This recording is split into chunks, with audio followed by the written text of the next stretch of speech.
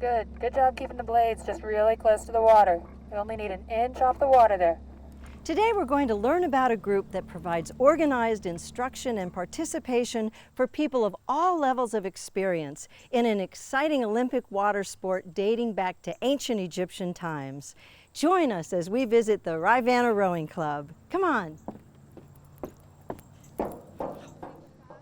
There are people here from all kinds of areas of Charlottesville, all walks of life, and this is sort of the great leveler out here. You can be hotsy-totsy out there, and you can come here and you're still struggling for the stroke. So it's a wonderful combination.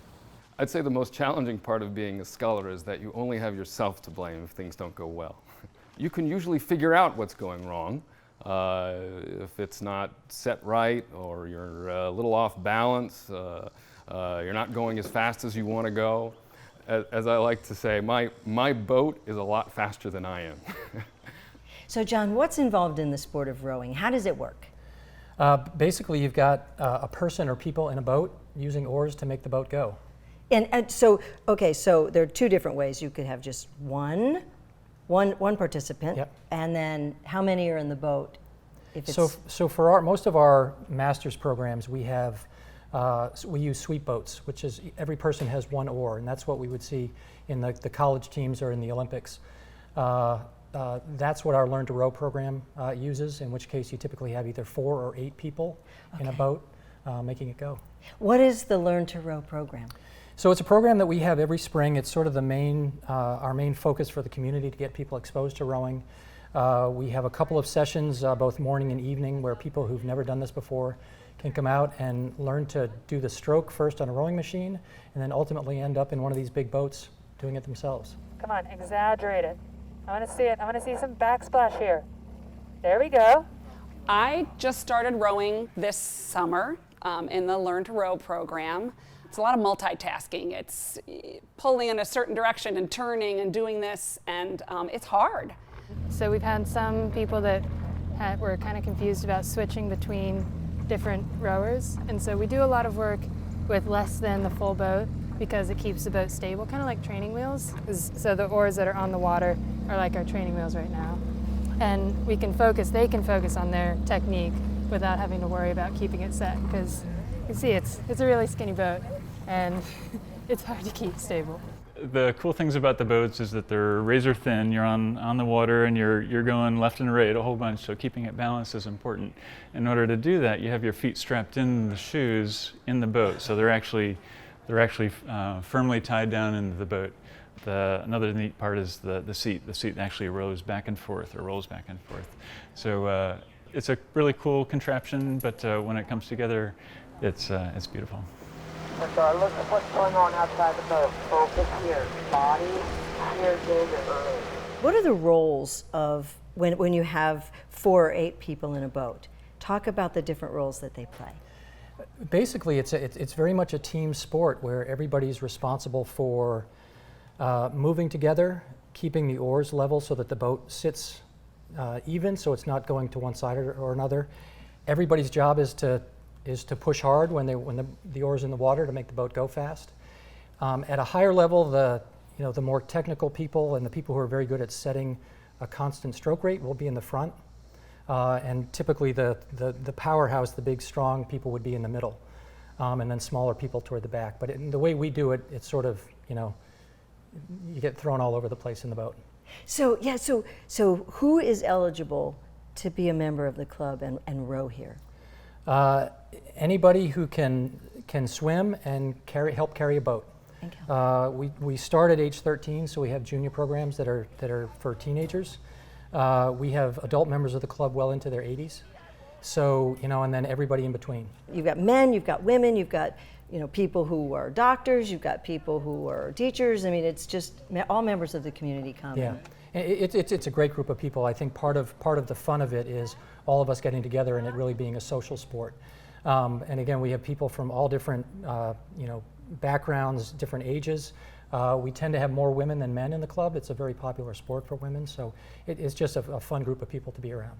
And it's challenging physically and also mentally, right? Talk a little bit about that. Yeah, so it was one of the things that was the most surprising to me was how how difficult it was mentally, because there are so many sort of moving parts at a time in terms of where your body is, what your hands are doing with the oar, trying to keep time with the people in front of you, that what I thought would be relatively straightforward, getting in the boat, turned out to be very difficult.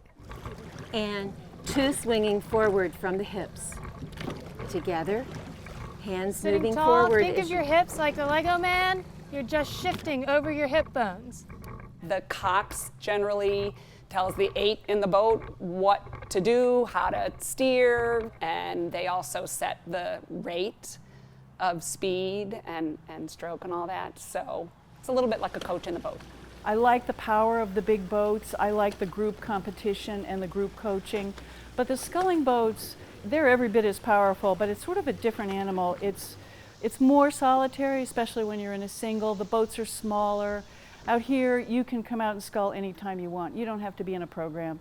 I scull almost year-round. I'm one of the hardcore icebreakers. You could pick up rowing at any time in your life and do it for decades to come. And I love the peace, the solitude, the serenity, and the intensity that comes with being out on the water and in nature. And being able to do that, especially here in Charlottesville, just about any day of the year. Lengthen it out. Even if you have shorter legs, you can still pull longer and press all the way through. Try to get that full press. Keep the blade in the water all the way through your drive and then pop it out at that last second. Talk about the different classes that are offered, so that because anyone can be a part of this. So we have Learn to Row, which again is for people who've never done it before. Those people can then move into our intermediate program, which is for is again for adults who have 1 or 2 years experience and want to get more technical work. And then we have a regular master's program, which is both a competitive program and for people who just want to get a good workout early in the morning or late at night. And when you talk about competitive, how do they compete? So we typically send boats to a couple of regattas in the state, sometimes to ones further out.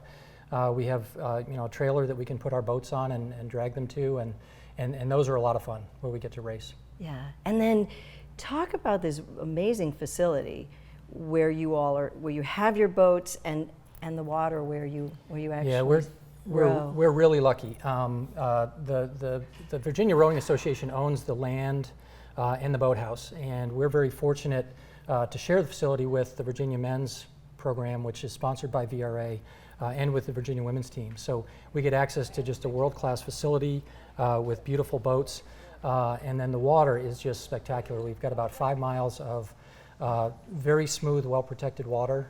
We can go 1.5 miles down to the dam, or another 3.5 miles up toward Raise Forward Road. Yeah, and you have rowing machines. You have a rowing machine room that you have access to. That's part of the university. Yeah, so that's primarily used by the undergraduates, but we do use it some for training and then some for workout in the winter. This is a place where high school kids and college kids and adults from the community, from every age, from 20 to 80, all come together. They all work together. They love this club, and it's a great community resource. Have y'all gotten the micro pause explanation before? This is so great. No? Oh, this is exciting. I like doing this. This is really good. When you're catching, when you're putting your blade in the water, you actually want to press it against the water all the way through. It adds like a foot to every single stroke, and that's free speed in every stroke. Who doesn't want free speed, right? Gosh, the races are always hard because you want to go fast, but you have to do it very smoothly. Rowing in races is probably the hardest part. The best part is just getting on the water, and that's the best part about RRC is that it's open to anyone. So do members row all year long, or is there a limit to when you can do it? Some do. So we have all of our coach programs are during the summer. So the dock and the water gets used very heavily by the UVA students when they're in session. So we typically start right after graduation, and then we finish those programs right around the time they start back in August. Around those times, we have what we call shoulder seasons, where people can row. We have groups that will prepare for races in the spring and the fall, and do that without a coach. We have many people who have single sculls who keep their boats here, who really row year-round. We have a rule for the winter months, December, January, February, that there's always at least 2 people out on the water for safety. Yeah, what is it, the four oar rule. So that, you know, in case most of these people aren't going to flip their boat, but if they did, they can get hypothermia in a hurry. So we always want to make sure there's somebody else there. Right. But there are people out here, you know, literally year round, and we usually don't get ice here, so a lot of people will go all the way around. Oh, that's exciting. So you obviously are a rower. Tell me about how long you've been doing it, and just tell me why you do it. That's a great question. So I started, I think, 7 years ago, and I had been a runner for a while and was looking for something that I could do to get good exercise that wouldn't be beating up my body so much. Right. And I think there were a fair number of people in the club that was the case. And I used to, you know, drive over the bridge and see the rowers, and I've always loved water, and I thought just it seemed perfect. And then I came and tried it, and again was surprised at how, in 2 ways. One, that you can pick up the basics very quickly, so you can actually be doing it very easily, you know, within a few weeks of starting. But then there's so much technical work to it that you can keep getting better every year. So it's been a great thing, and I think all of us in the master's program come back and we learn new things every year, get great exercise, have a good time together, so it's really been a blast. That's great. Thank you, John. My pleasure, thanks. I've been rowing about 25 years. I saw an ad in Seville for a Learn to Row class, and I signed up and I brought my daughter with me. She was 14. She hated it, I loved it, and I've been with it ever since. It's great to come out after work and row on the reservoir. It really is relaxing, and it's a great group to be with. It's really some of the best water on the East Coast for anyone who wants to row, and it is amazing that we have this here and that it's essentially open to the public. I really have enjoyed it. At first, it's a little frustrating, but once you get into it and you keep it up and you really keep going, you learn a lot, and it's challenging every day, and there's kind of new successes every day with it. Catch. All right, I'm going to call it 5 strokes. Catch. Nicely done, guys. I think we're going to have a camera crew on you all every single practice because this is the best rowing I've seen, like, in weeks. Great job.